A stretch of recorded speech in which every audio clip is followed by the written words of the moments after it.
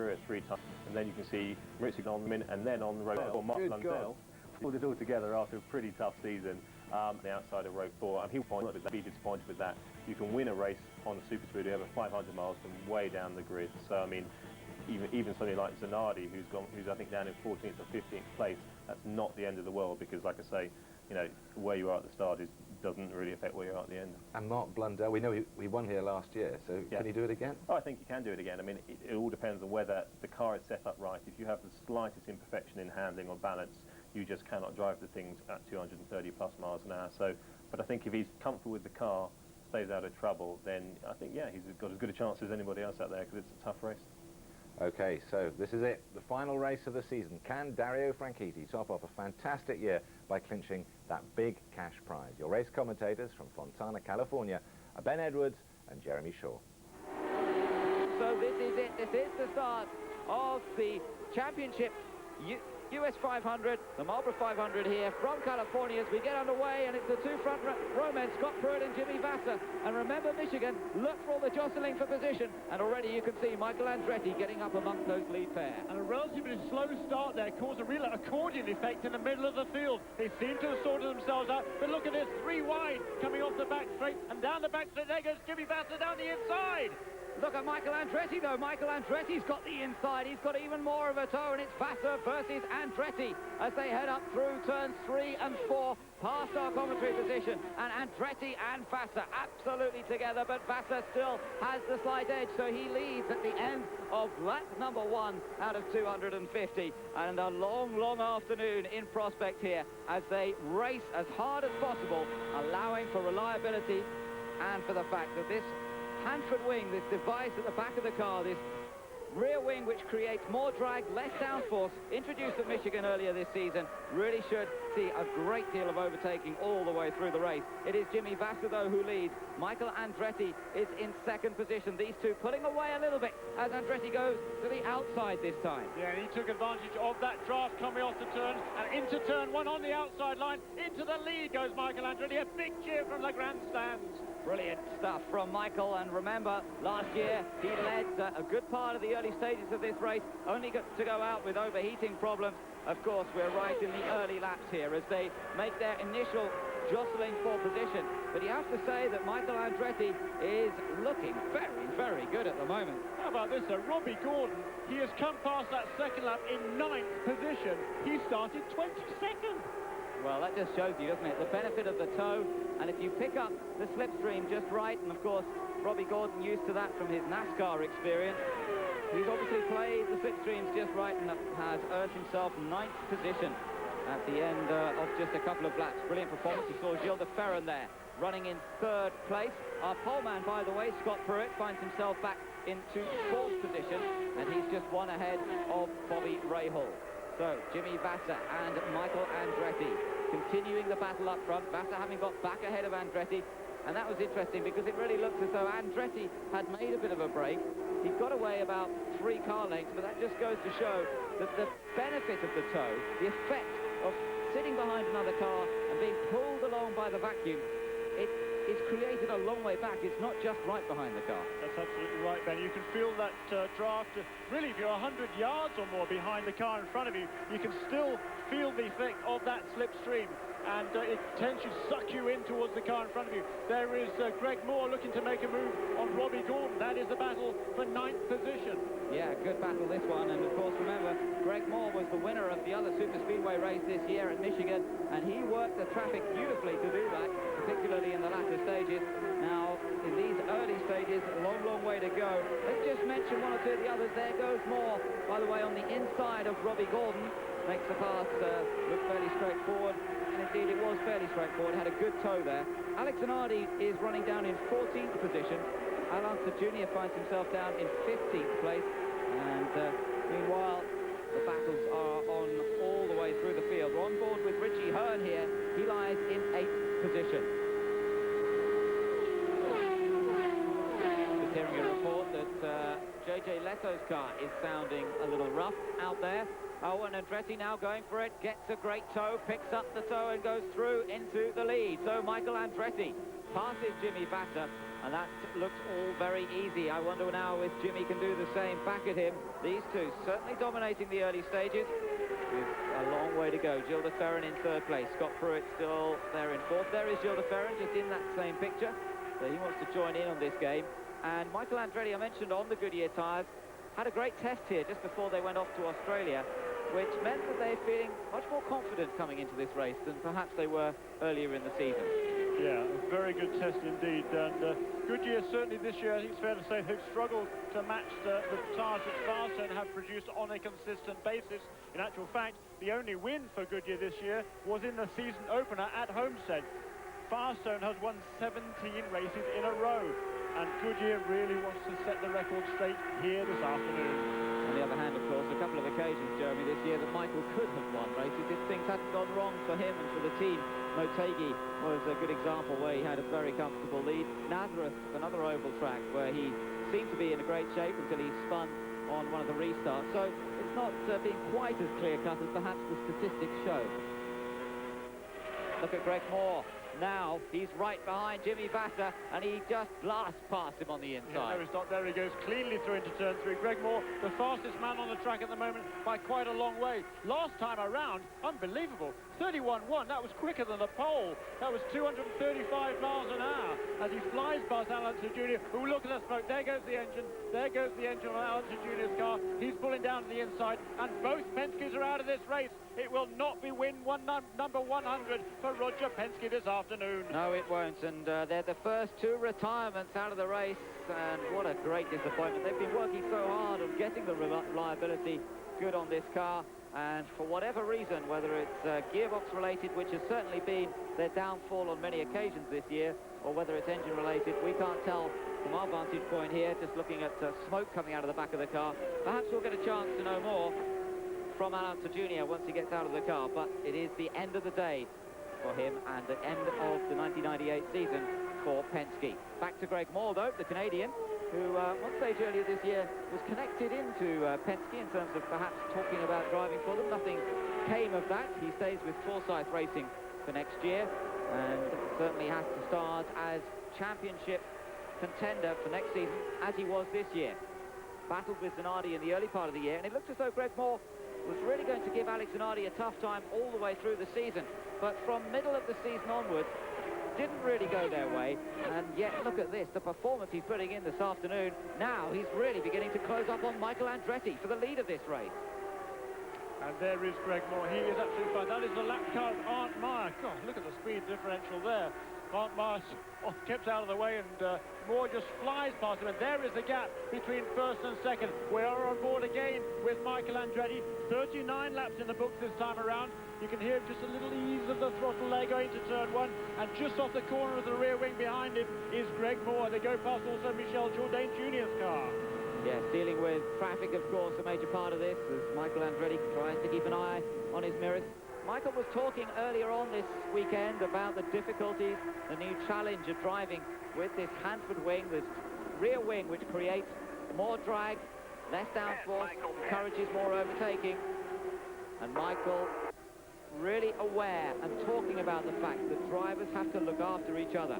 Michael right behind you has been told that he may have to come into the pits this time, and look how close they are. Michael's got a little held up then. You can hear Ed Nathman there saying he's right behind you. I think Michael Andretti knows that. They duck to the inside there of Alex Barron, and in the middle, oh dear, Greg Moore just gets out of it in time. There is Barron on the outside and Moore on the inside, and Michael Andretti is coming into the pit lane and almost causes an accident. He doesn't, as he does so, but smart move there by Greg Moore. He saw it coming, ducked down on the throttle a little bit, tucked in behind Barron, and all is well.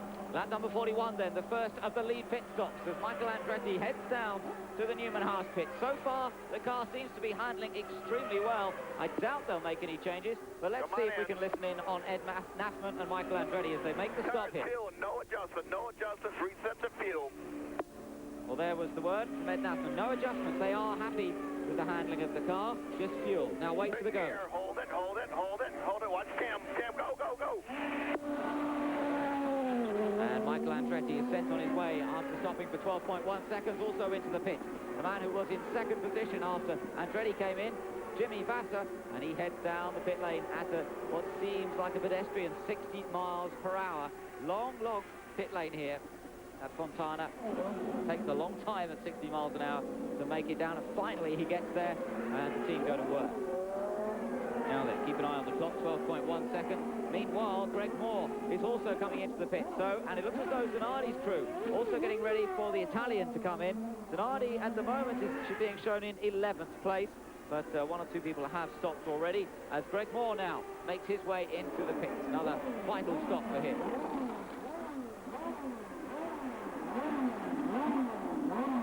Clean, smooth, no dramas, no fuss, waiting for the fuel. It's the fuel that takes the time. A little bit slow getting it actually moving, but a 12-second stop, a tenth of a second faster than Michael Andretti.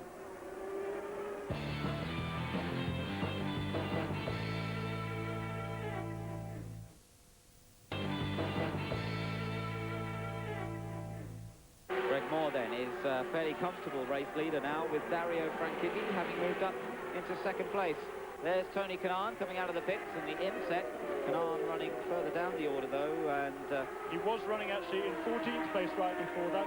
He was behind Robbie Gordon, who's having a very good run for Argero Wells Racing. But look at that big knot of cars there, and around the outside goes Greg Moore across the line. That is lap 75, but boy, that was awfully tight. It was pretty close, but Moore has a comfortable advantage over Dario Franchitti, although Franchitti is into the pits apparently. So Franchitti choosing this time to make his pit stop. There he is. We can see him just coming past our position here to make his way into the pit lane as Greg Moore continues round and overtakes Helio Castro Neves. There is Franchitti. It looks as though Patrick Carpentier, meanwhile, has had various problems. He was in the pits earlier. They had the engine cover off, and he's been back into the pits again. So the other Forsyth car, teammate to Greg Moore, Patrick Carpentier, not having a very good day today. Carpentier was last year's Rookie of the Year. He beat this man, Franchitti, to the Rookie of the Year title. There's no doubt which of them has had the better 1998 season. Franchitti battling for second place in the championship here, remember. And second place he holds after the last race in Surfers Paradise. He's got to do well in relation to Jimmy Vasser here today to make sure he holds on to second place in the series. 12.9 seconds there for Dario Franchitti. It's a little bit longer than you would think. Around about 12 seconds is the norm for these cars, so I didn't see whether there was a problem there on the switchover. But here we are again on board now with Bobby Rahal, and still right behind Bobby is last year's winner here, Mark Blundell. Looking there on the inside, side by side, and through, taking the position is Mark Blundell. So he moves up into fifth place, and this is a more competitive showing from both Pac West cars. We've got Maurizio Guterman in fourth position, Mark Blundell up to fifth, but look, no, Bobby perhaps coming back at him, decides against it then in the end. He seemed to have a bit of a run, then decided to lift off. You see Bobby's being very patient out there. He's not really trying that hard in these early stages. 4. Pit calls being brought again, and perhaps Bobby due to come in fairly soon. Scott Pruitt in behind Bobby Rahal. He was the pole sitter, remember. One or two other cars coming into the pits. Jimmy Vasser is in, as Scott Pruitt now gets a chance to pick up the tow and take that fifth position from Bobby Rahal. Straightforward pass into turn number 1.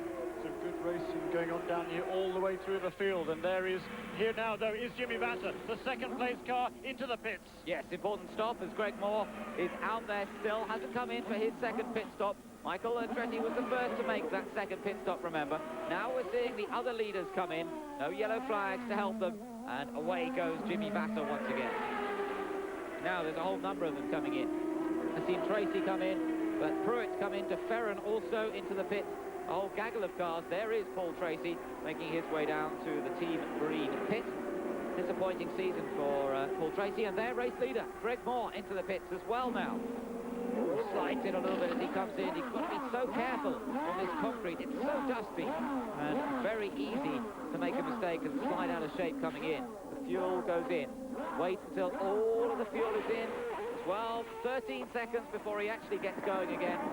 But that won't make too much difference at this point. He had a healthy lead coming into the pits, and once it's all settled down again, except for those on a different strategy, Moore should be ahead of his main rivals. The yellow flags fly in Fontana as we reach lap number 89 as Art Meier's engine has blown up in spectacular style. The German racer stands beside his stricken Lola. The Ford engine has expired in a cloud of smoke and flame as he went over the start-finish line.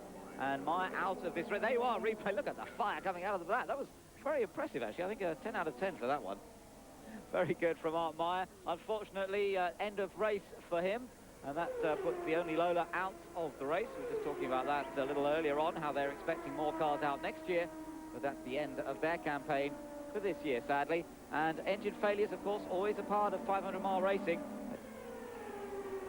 Greg Moore then leads them round under this caution as they've tried to clear up. I think it's pretty much done now. Art Meier's exploded engine has been all cleaned up, and it shouldn't be too much longer, although we hear a report that there is some debris on the track, so it will be for another lap or two as they try and clean up the track.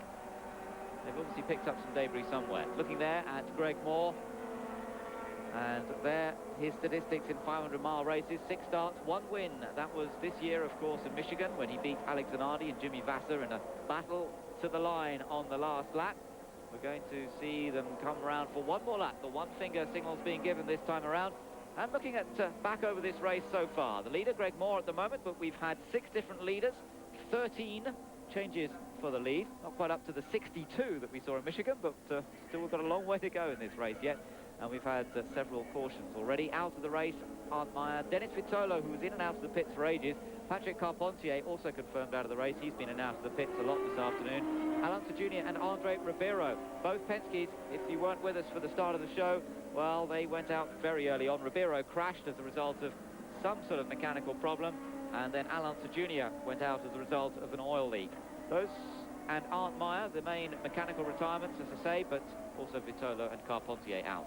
So we have just 7 cars on the lead lap now. That is tells you the story of the torrid pace that Greg Moore has set at the front of this field.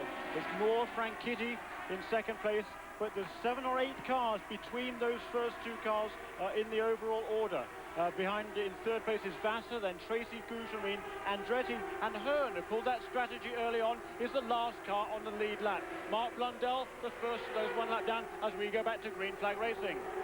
So this is the battle between Franchitti and Vasser. These two, of course, challenging for second place in the championship. And Franchitti in second place, Jimmy Vasser in third. They're quite a long way behind Greg Moore as Moore sets off at another fast pace. But Franchitti, impressive so far. He's not as experienced on these super speedways.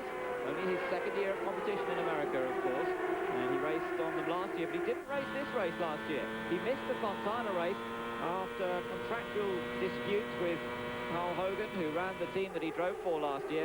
Saw Dario not racing at this particular event. In fact, Jimmy Vasser looks as though he's just gone past Dario Franchitti there. But Franchitti, nonetheless, in spite of not racing here last year, still proving to be very competitive at the moment and battling with Vasser, who's one of the top drivers on this type of track. There's Greg Moore, and he's coming up behind Mark Blundell in a moment. Yeah, that's right. Mark Blundell actually snuck ahead of Greg Moore at that restart. So Blundell needs a caution flag. He is out in the front of the field. Well, he was. He was on the lead lap. No longer. There into turn 1 on the inside goes Greg Moore. So Mark Blundell, he's in the same position on the racetrack, 8th position, but he is now 1 lap down again. Frustrating for Blundell. He's got exactly the same equipment as Greg Moore. The Reynard chassis with the Firestone tyres and Mercedes-Benz power. But he just doesn't have that handling, perhaps the tuning of the car quite as good as Greg Moore at this point in the race. Moore is certainly very tuned into driving the ovals. He loves the oval tracks. He loves driving at this sort of speed and tuning the car. It really is tiny, tiny amounts of tuning. They change the ride height by just a fraction of a millimetre, and it can make all the difference between a good car and a bad car. Here's Scott Pruitt, also going past Mark Blundell. Pruitt currently running in 9th. In fact, that moves him up into 8th position now. Some good dicing going all the way down the field. They come past here 2 abreast. There's 4 or 5 battles, 2 abreast. They come past us in turn 4. And here is Scott Pruitt there with a big toe on Greg Moore. He tries to get that lap. Yeah, trying to get back on the lead lap. This would be impressive, wouldn't it? For the man who set pole position yesterday, and Scott Pruitt really looks in great shape here today as he tries to get back onto the lead lap. Greg Moore seemed to have the pace of everybody. Suddenly he's found somebody who can draft with him, and is staying with him very much as they come out of turns 3 and 4 and head down to cross the line. We've just completed 100 laps. This is lap number 101, and Pruitt goes to the inside, makes it look all too easy, and the Ford-powered machine goes ahead. So Pruitt onto the lead lap, but remember, he's still down in 8th place. He's not the leader of the race, but he is onto the lead lap now. Yes, he is. He won't be able to pull away, of course, because there goes Mark Blundell looking to the inside of Greg Moore in turn 3. Not enough room there. As we talked about earlier on, there's not quite so much banking here as there is at Michigan Speedway, and it is much more difficult to go 2 abreast into the corners. You have to make your pass coming off the corner or going in early, so to speak. You can't just dive in at the last moment and take advantage of that full amount of the slipstream. But look at his a little bit high there goes Gilles de Ferran, but he's amongst his battle at a 1 lap down as well. Tell you what's interesting though is Dario Franchitti's in there, and he's only 0.6 of a second now behind Greg Moore. Moore doesn't seem to be quite so fast on this stint since that last yellow flag, and Franchitti very much keeping pace with race leader at this stage. So Franchitti second, Jimmy Vasser is not far behind in 3rd place. So 4/10 between Moore and Franchitti, then another 1.5 seconds back to Jimmy Vasser as we ride with Gilles de Ferran here, but Gilles is a lap down, he's in 10th place.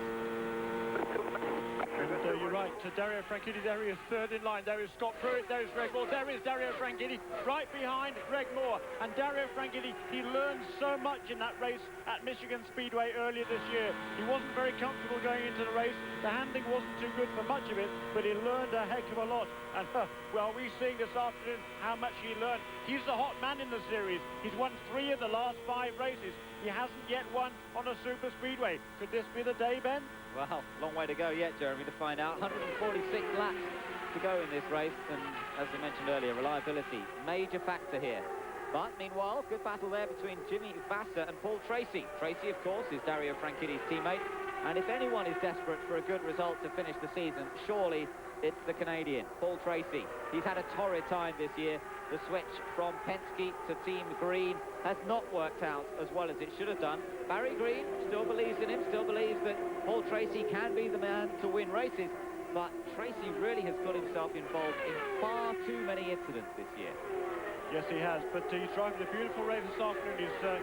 He's been not in the picture too much. He's been hanging back, laying low, keeping a low profile. That's what he needs to do. He's got to be around at the end of 250 laps. It's no good running up at the front early on. It's at the end you need to be running strong. As, by the way, Tony Kanaan comes into the pits as rookie driver. Another unscheduled stop for the Tasman team. So Scott Pruitt on board with him at the moment. Pruitt in 8th position. Just looking back at Greg Moore, but of course Pruitt back onto the lead lap. That's the crucial thing. Look at Franchitti though. Franchitti looking to the inside and taking the lead from Greg Moore. Or is he? Moore comes back at him on the outside again. These two absolutely together as once again the effect of the slipstream. And Franchitti ran very wide there, didn't he? Looked to me as though lost a little bit of front downforce, and that made him run right up to the wall. He's got to play it carefully at this point in the race.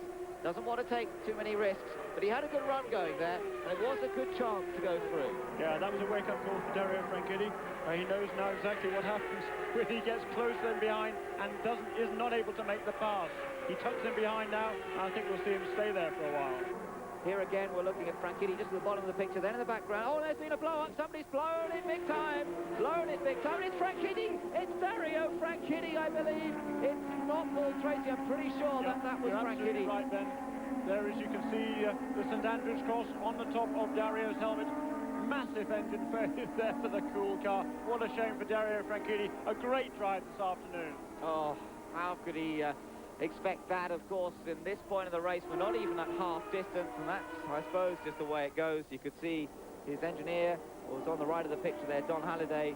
He's established such a good working rapport with Franchitti throughout the course of this year. They really have only good words to say about each other, but on this occasion, the Honda engine has cried enough, and Franchitti has to walk back. Great performance from him today, no doubt that he was in with a chance, but now, of course, second place in the championship will all depend on how Jimmy Vasser finishes in this race, and at the moment Jimmy Vasser lies in second place. Absolutely Right, and there is Don Halliday, the rest of the crew there, and here's a replay of that blow-up. You can see the smoke there going into turn 3. Does very well to keep control of the car. By now, it's all over. It's just the insides of that engine spilling out there and igniting onto that hot exhaust. And past in front of us, here goes Scott Pruitt. Great news for Scott Pruitt, exactly what he needed. Here is Kim Green, You're general never manager. prepared for a moment like that. It must be so disappointing because it looked like you were getting great fuel mileage, good handling, the whole package. Well, yeah, certainly Dario just radioed in like 2 laps earlier. Hey, guys, the car put a half and a front wing in it for the next stop. No warning on the engine, and certainly unusual for Hondas to let go. But we were in a good position today. A bit disappointing. We wanted to finish this race in a good position and hopefully get second place in the championship. Certainly, we have to see what happens to Mr. Vassar now, and the rest of the guys will be sort of rooting for our other driver, Paul Tracy, for the rest of the way.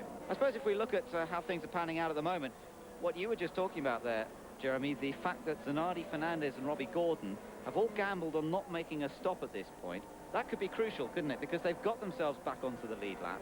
If there's an opportunity for them to make a stop, perhaps under a yellow fairly soon, then that really is going to make a huge difference. And don't forget, Fernandez still in that battle for second place. That's absolutely right, and Adrian has been very strong on these sort of tracks for the last couple of years. You might remember here last year, he had a miserable season with the Lola chassis with Tasman Motorsports, but Chris Saunders and the engineers at Lola did a lot of work in their wind tunnel, and they came up with some big improvements for this race. And here at Fontana last year, Adrian Fernandez really was one of the stars. This track is all about confidence as a driver. He didn't have that for most of last year with the Lola, and despite that, he overcame that. He was able to take advantage of the advances made by Lola, and he had a brilliant run to third place here at Fontana. And this year, of course, with the Patrick Racing team, he was on the pole at Michigan. He was in contention there for much of the race, and he was quick in practice as well this weekend. He crashed in qualifying, but he was fast when he went off the road. So I think he is a factor this afternoon. He will need a yellow in order, in the next 15 laps or so, to really take advantage of this strategy. The car's coming round now to take the green flag as the race gets underway on lap number 121. Greg Moore leads, Maurizio Gugelmin in second place.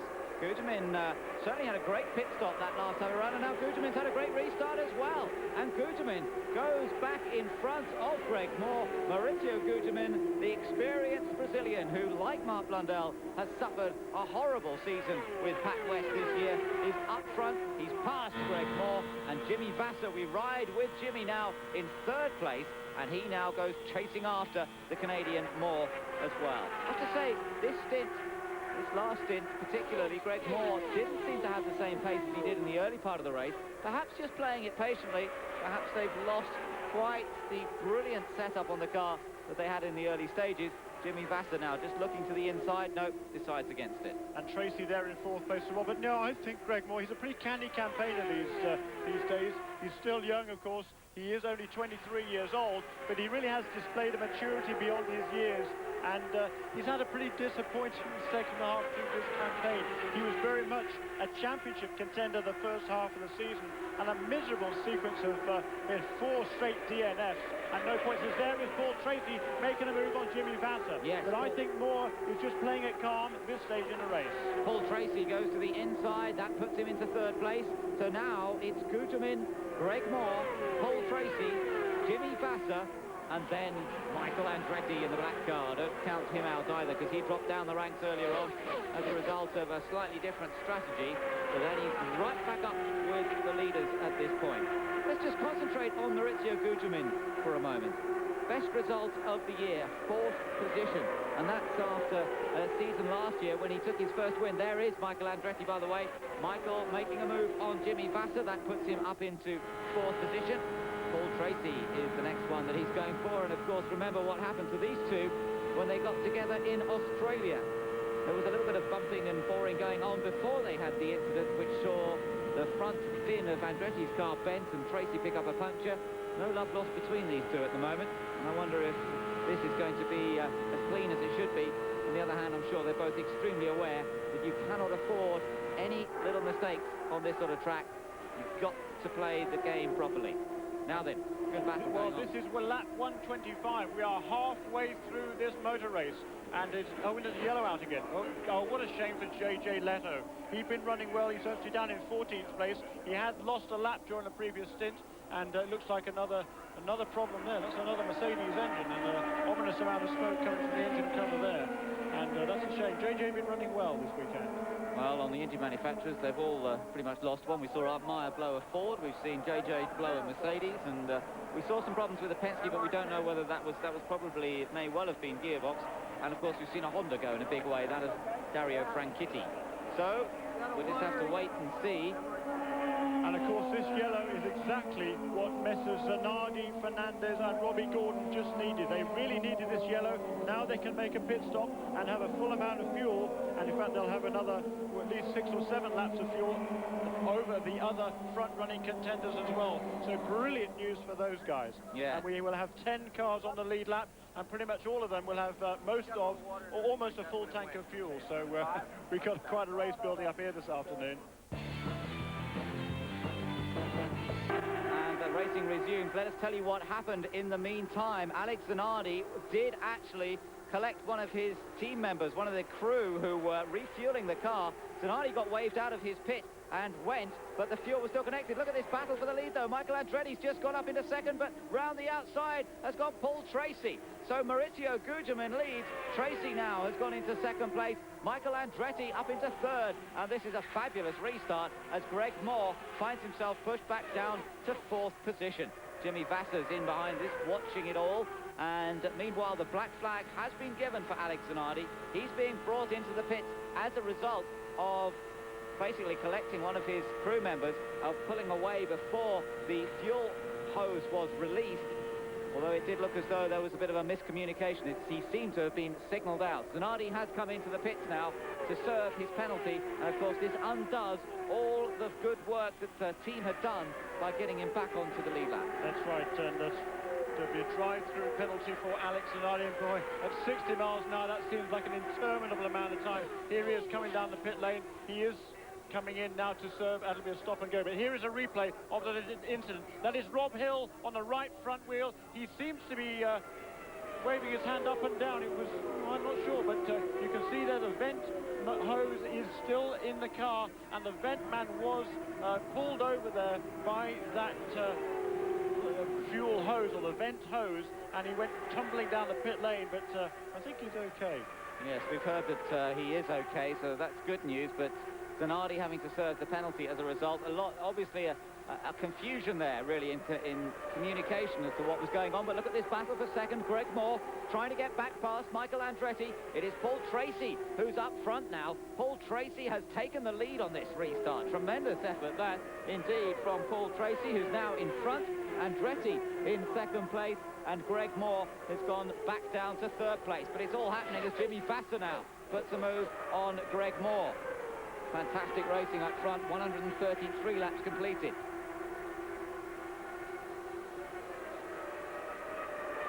So up front, the battle continues. Paul Tracy up front. I'm glad to say that we've been joined in the commentary box by Dario Franchitti. Dario, I'm not glad in a way, because I really would prefer you still to be going around out there, but thanks for joining us, and you've just joined in time to see your teammate go in front. Yeah, that's what I want. You know, if I can win the race, then I want to see Paul. I said to him at the start of the weekend, I think you're going to win this one.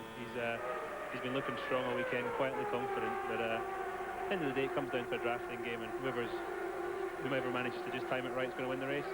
Tell us what it's like out there racing in these conditions, especially with the Hanford wing. We seem to see one occasion where you try to move on Greg, and the car then seemed to go very close to the wall. Is that true? Did it lose the downforce at that time?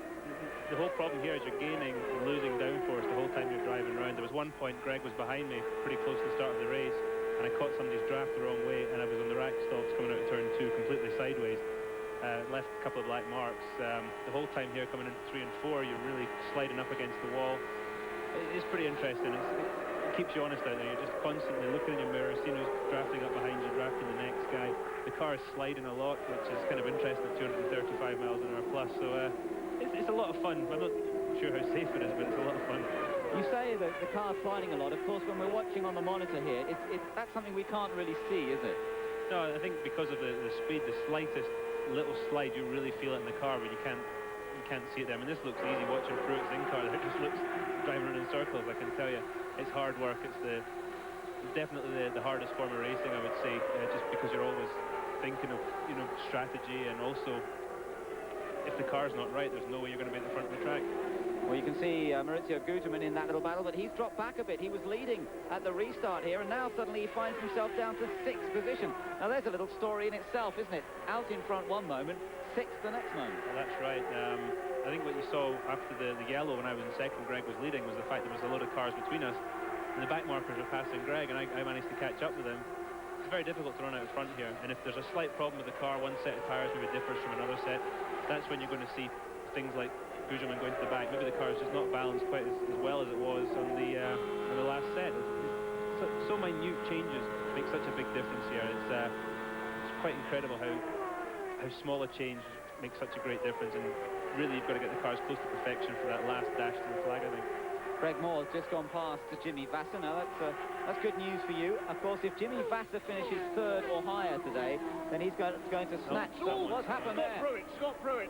He lost it coming through, right in front of us here in turn 4. Heavy contact with the outside wall. There is Scott Pruitt on board with his car as it slides down onto the infield then. He's got the steering wheel off already, Jeremy, and it looks as though he's going to try and get out very quickly. That's right in front of our commentary box, basically where he's hit the wall. There are bits of car all over the place. Scott is getting out of the car, and has he unplugged? No, he doesn't bother to unplug his lead from the helmet. He is out. That's the good news. It's gone in backwards, so the back of the car has taken the impact. But the next caution period caused by a heavy collision against the wall for Scott Pruitt, and he takes a little breather there, just sitting on the side pod. That, of course, was our pole sitter, Scott Pruitt. He'd been looking strong all weekend. He lost a lap in the early stages. No, he didn't, sorry, but it was his teammate, of course, wasn't it, Adrian Fernandez. But Scott Pruitt had been running well all day long. He was in the lead pack, staying out of trouble, and really looking good, and that's a shame for Scott Pruitt. Here's a replay there. That is Pruitt on the left of the screen with Mark Blundell, a lap car behind him, and he's coming through turn 4, and the back end just comes around on him, Dario. Yeah, it looks like he tried to pinch it down a little bit tight there. That's one of the things with the Hanford wing. The cars are so sensitive to steering movement. If you try and pinch it at all close to the inside of the track, you're going to have that reaction. Right, we're getting ready for the cars to restart now. Green flag is about to be waved, and this race is about to restart. Michael Andretti leads the pack around as we're getting ready for the green flag. Andretti it is from Jimmy Vasser and Greg Moore, with Maurizio Guterman now down into 4th place. Richie Hearn is in 5th place, and immediately Jimmy Vasser has a little look at getting past Michael Andretti, but Michael takes a lot of speed into turns 1 and 2 and stays ahead. And we now ride on board, looking back at the helmet of Michael Andretti as he keeps a little bit of an eye on his mirrors to see where this man is. Jimmy Vasser, well, he's on his outside a little bit, but too far back to challenge as they go into turn 3 and 4, and Paul Tracy there trying to make up for the ground lost in the pits on that last stop. Now goes round the outside of Maurizio Guterman, and Dario Franchitti giving him a bit of support up here in the commentary box as Tracy up into 3rd place again, and he really does seem to be flying. But of course he's now got to get used to the car in these race conditions with that change to the handling they made, so he's got to be a bit careful. Yeah, he's going to have to be a bit cautious here. The thing's going to be really quick on the straight now. The problem's going to be in traffic in the middle of the corner. He's going to be a bit cautious, but I think Paul's the man for the job, and fingers crossed he's going to pull this one off. Yeah, I think he's about as brave as they come, isn't he, Dario? He's the bravest guy I know. Well, that's saying something, and he's certainly running well in this race at the moment. There is the view with Jimmy Vasser looking back at Greg Moore. 100 laps to go as they've crossed the line this time. So, making progress. These cars still in the race and still on the lead lap, as Jeremy said, down to Alex Zanardi and Bobby Rahal on the lead lap still. Look at Michael Andretti and Greg Moore absolutely side by side here as they come round to complete another lap, and Jimmy Vasser just managing to pull away a fraction up front. Battles going on further down as well. Robbie Gordon's got himself up into 7th position now. Adrian Fernandez is in 8th. Mark Blundell is in 9th place, and Christian Fittipaldi is in 10th position. Tracy, meanwhile, has been squeezed back down to 4th again. Yeah, and Michael Andretti there gets that place back. He and Greg Moore, a good little dice going on there. And there you see Paul Tracy tucked on the outside there and has to ease off the throttle just a little bit. Moore has the optimal line into turn 3. Drama here in Fontana. Michael Andretti has crashed out of this race in a huge shunt against the wall. The safety crew is there. The driver, Michael Andretti, has been on the radio, but he may be hurt. It was a huge accident against the wall. Michael Andretti lost it on his own, and on the radio we heard him say, "It was my mistake." He radioed in to Ed Nathman, his crew chief, and said, "It was my mistake."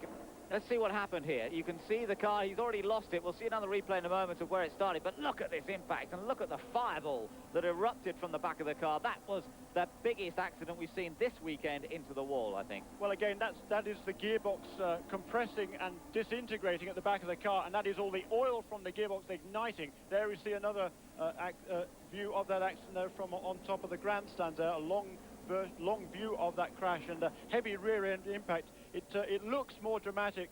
Well, it is pretty dramatic, but here you can see Mikey turning into the corner, and he's on a much lower groove than the race leader, Jimmy Vasser. But here, look, he gets down onto the white line there, and ooh, around she goes right away. You can see that left front wheel just cocked up a little bit as it got onto the flat part of the track, and then he's a passenger. Around they come then, 221 laps this will be completed in the book, and Maurizio Gugelmin is passed immediately by Paul Tracy. Paul Tracy goes into the lead of the race, and after what has been an awful season for Tracy, what a story it would be if he could come through to take the win on this occasion. But don't count out Greg Moore. Greg Moore is in third position. He's been dropped back a little bit on the restart, though. These two really made a good restart, and everyone else got a bit left behind. Yeah, not quite sure what the rest of them are doing. There's a brilliant restart by Paul Tracy there. I mean, Gugelmin got away well, but Tracy was right with him and able to burst on past him there. And smoke from Gugelmin. Oh, that could have been the oil dry. Beg your pardon. Sorry to false alarm there. As they came past here, there was a big plume of spray from the back of Tracy's car. I think that was the oil dry, as incidentally Bobby Rahal pulls into the pits in front of us. So Rahal has decided he's got to come into the pits. They tried to stay out, but it must be a problem, I would think, for him to come in so soon after going green. Tracy leads, Gugelmin second, Moore third, with Vasser in fourth. No, it's Zanardi in fourth place, then Vasser in fifth place. Well, we heard what Michael Andretti said just now. He reckoned that Jimmy had one of the best cars out there, but at the moment, Zanardi got past Vasser, and that's an interesting situation to see. In the meantime, Bobby Rahal is in the pit lane, refueling for him. Looks standard. Doesn't look as though they've done anything different to the car. No, he pretty much needed, he and his teammate Brian Herder gambled on there being another yellow. They needed it pretty soon. They needed it right away, obviously, did Bobby Rahal. It didn't come out. He has to make that pit stop. Look at Moore. He's closed up behind Maurizio Gugelmin in spite of the big gap that has developed. And now Gugelmin, oh, so close there. It looks as though Moore was going to go to the outside. Then Gugelmin ran up to the wall, and Moore suddenly had to cut back down again. And that all looked a little close. The dust again was the cement dust that's been put down. It's not cement dust, it's a more absorbent material than that they use over here. It was just a kick of that you saw, but adds to the drama. And now Zanardi, Alex Zanardi going past Greg Moore. So that puts Zanardi up into third position. Still a long way to go. 26 laps, $1 million on the line here. Moore goes back past Zanardi, and this is proving to be an absolutely tremendous race. It's Paul Tracy who's opened up just a little bit of an advantage there as this battle for second place continues. Moore now goes back into second place. Greg Moore's featured all afternoon. He's been fast all afternoon. Zanardi now trying to get past Gugelmin, and Vasser's got a run on both of them. Vasser's got past Zanardi and Gugelmin in one go. Fabulous stuff. Gosh, great stuff there. And there is Zanardi alongside Gugelmin as they come off turn 4. Vasser gets past of both of them. Also there, Zanardi goes through as well. So they are now in third and fourth places. And out in front of the pack, still Paul Tracy, then Greg Moore, then Vasser, Zanardi, and there is Adrian Fernandez making a move too. Yeah, Adrian Fernandez has appeared now, the man who started at the back of the grid, remember. Last on the grid with Dennis Vitolo, and now Fernandez is up with this lead group. Tracy leads, Moore second, Vasser is in third. Tracy lapping very quickly indeed, and Moore trying to close up on his fellow Canadian, but it's not happening that fast as yet. but gradually easing that gap in. Remember what Greg Moore did at Michigan earlier this year. He timed it to perfection to come through to take the victory. This time there's $1 million on the line, and he wants to time it to perfection again. Vassar is third, there's Zanardi, then it's Fernandez. Behind Fernandez, Maurizio Gugelmin has dropped from leading to be down in 6th place, and he's got Mark Blundell close behind him in 7th. And the top 6 cars covered by 2.7 seconds. And there you can see the gap between the first 3. That is Paul Tracy. There is Greg Moore out of the screen. There is Jimmy Vassar. Behind Jimmy Vassar is Alex Zanardi. 1, 2, 3, 4. Fantastic racing, isn't it now? The top 4 cars pretty close together in terms of the slipstream. Paul Tracy running very competitively on his own, but is it going to be enough? Zanardi and Vassar slipstreaming past each other. They might be able to help one another if they work together to actually close up on the 2 Canadians and then have their own little battle for the win. This time around, there'll be 21 laps to go of this 2-mile track. 3 of the top 4 cars, Honda powered. The odd one out, Mercedes-Benz powered, courtesy of Greg Moore. He is really looking good here today. Tracy still with the slight advantage as they go along the backstretch. Into the wind on that backstretch. Now Vassar comes back past Zanardi. These two definitely towing each other a little bit and trying to use the speed that they gain from being in each other's slipstream to close the gap up to the cars ahead. And, you know, fuel is an issue. We've got, when they went green again, we had 29 laps to go, and they had already done 8 laps under caution. Let's say they can do 2 laps worth of green flag racing under yellow, if you see what I mean. They use half as much fuel as they would under green flag conditions. That means that we've got to do 35, 36 laps. That's closest when you turn that mixture as rich as it'll go to try and get maximum power out of these engines. So they have to watch the fuel as well. It's not just about running flat out to the finish. They have to be aware of the fuel consumption. They may be wondering if there'll be another yellow. We've seen it in a number of recent races. An incident late in the race has caused a problem. Of course, the last 2 races have been won under yellow flag. Slightly strange conditions in Houston. That was as a result of the rain, but in Surfers Paradise it was as a result of accident damage. Paul Tracy, though, doing a fine job up front at the moment. Yeah, boy, and Dario, he was cheering for Paul Tracy, his teammate, and Paul, as we talked about earlier on, kept a pretty low profile through the first 400 miles. That, as any oval track racer, and Rick Mears was always the master on the ovals, he said you can forget about the first 400 miles. You just need to be on the lead lap, have a good consistent car, and then you put the pedal to the metal. And that is what Paul Tracy has done this afternoon. Look at this train of cars. Tracy, Moore, Vassar, Zanardi, and Fernandez there. So Moore trying to close up onto Paul Tracy, and it's still proving to be a great battle. Now Moore getting a little closer. We hear that Greg is saving revs a little bit. He's still using 6th gear, the highest gear he can, trying not to rev that engine too hard. He might still go to that, of course, in the last lap or so. He doesn't want to blow up with 10 laps to go as he did last year when he was leading this race. And talking of blowing up with 10 laps to go, Brian Herder just made a pit stop. I could say he'd been running very strongly. He'd moved his way past Mark Blundell, and then he had to make a pit stop because, of course, he did not stop under that previous sequence. So he needed to go on around, and he then made that stop and back in the sequence now, but 1 lap down. Tracy still manages to control the pace here. No one has been able to close up and really pick up the tow in the last few laps. Is Paul? Oh, and there's a blow up. It's debris, but the ferret, it comes from the tyre, that smoke, or is it from the engine? Hard to work out. Say from here, but certainly must be the engine, otherwise yeah, the tyre is still up.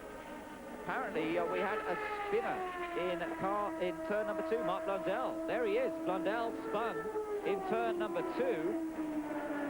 And that has led to some incident there with Gilles de Ferran. The yellows are out, and the leaders will all concertina together for the final blast.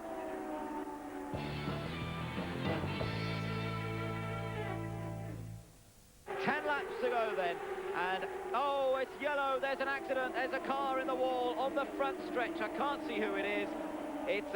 There are wheels bouncing all over the place, and this could be a disaster. 2 cars involved. 2 cars. Brian Herter is one of them, and one of the MCI cars behind him, and I can't tell whether it's Papis or Robbie Gordon. Yeah, tough to say. Certainly Max Papis is behind, and that was the order they came past here on that lap. They were both one lap down in 12th and 13th place, Herta and Max Papis.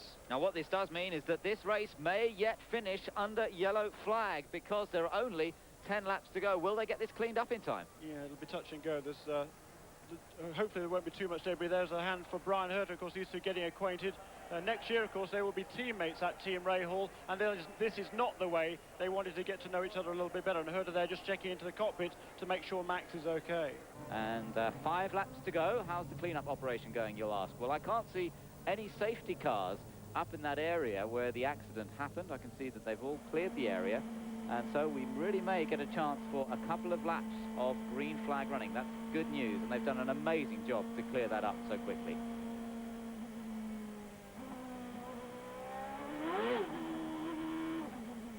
Now, they're really going to have to be careful. You could hear Jimmy Vasser just spinning the rear wheels on his car. I tell you what, the tyre temperatures will have dropped. They could easily just lose control of the cars, accelerating away, let alone once they get it into the corners.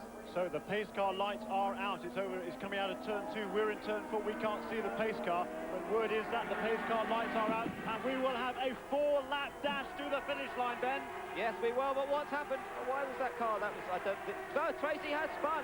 It was Tracy's car parked at the side. Tracy's lost it on the restart. They're staying yellow, and Tracy, I don't believe it. He's lost it as he tried to accelerate on the restart.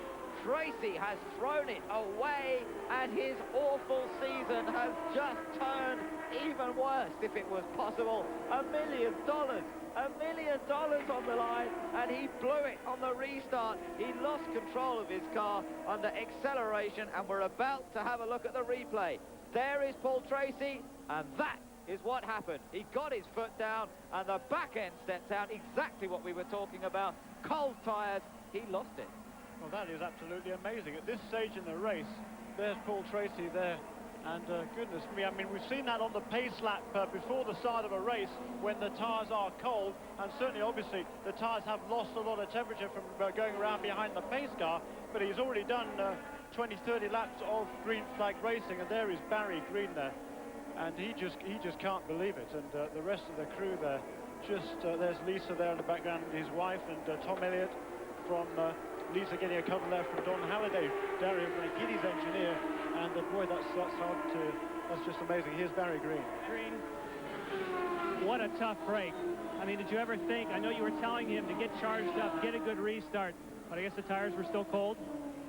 Well, I mean, I obviously don't know what happened. It was all going to come down to the restart, and he drove such a perfect race all day, and just 4 laps to go, and I think he could have held him off that close to $1 million, but I guess that just sums up our season. You know, he's had a rough season, but I tell you what, he's a hell of a racer. He'll be back really strong next year. We'll be back real strong next year, so... Now, what are you going to do in a situation where you're not even sure? I mean, he's been banned from the first race of the season. How can you get him pumped up for a whole new season? We'll be back next year. We'll be real strong. This kid is very, very good. Dario Franchitti's very, very good. The team is excellent right now. We'll be back with a big punch next year. Thanks, Barry. Well, how can you describe the disappointment that they must be feeling at this point?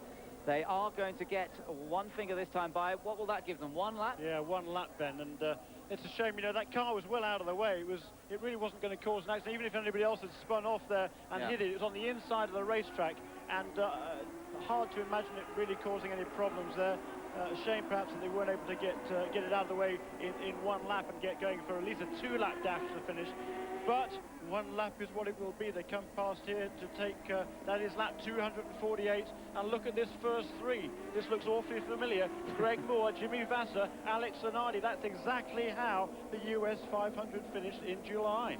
Amazing, isn't it? The same 3 cars. Would you credit it? Moore, Vasser, Zanardi. The same 3 who battled on that last lap. Greg Moore timed it to perfection to come through and take the win, and he has definitely got the advantage here. He is in the lead. He can determine the pace as they come round, and he will set off in just a moment. The pace car light is out. From now on, they are racing.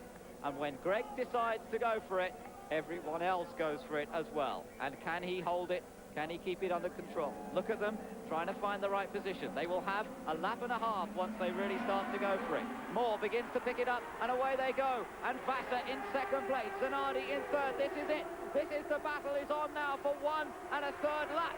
They come out of turn 3 and turn 4. As they go across the line this time, the white flag will be shown, which indicates just 1 lap to go. And Vassar goes to the outside. Vassar goes to the inside. Zanardi on the inside now. And Vassar's in the lead. And Zanardi's in second place. Moore is back down to third. But now Moore's perfectly lined up to pick up the toe as they come out of turn 2. Zanardi trying to protect his position. Moore goes to the outside and takes that second place, or does he? Vassar's in the lead. It looks like Vassar's going to win $1 million. They come through turn 3, turn number 4, and for the second time in his career, Jimmy Vassar is going to win $1 million.